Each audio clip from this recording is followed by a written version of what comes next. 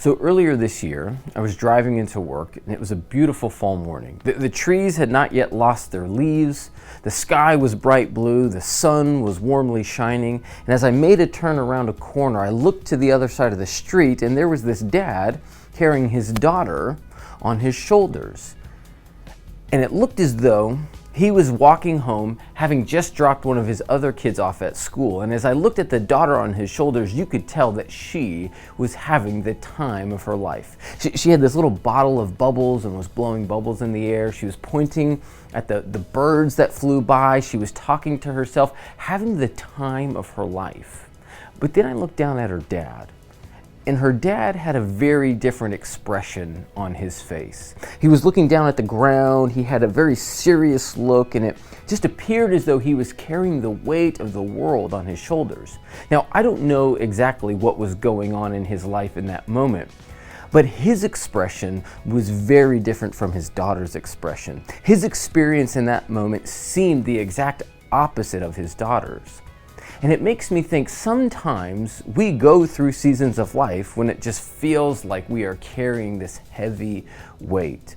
And in those moments, God invites us into a place where we allow Him to carry us in the same way that that dad was carrying his daughter. And we allow God to carry our burden and sustain us through those moments. And it reminds me of this place in Deuteronomy, the beginning of Deuteronomy, where the Israelites are standing on the edge of the promised land. They're just about to cross into this land that is a wonderful land, flowing with milk and honey, and God has said, this is going to be your land for generations to come.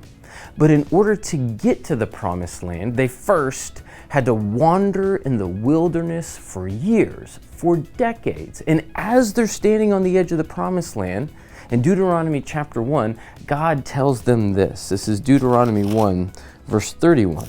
He says to them, in the wilderness, you saw how the Lord your God carried you, as a father carries his son, all the way you went, until you reach this place.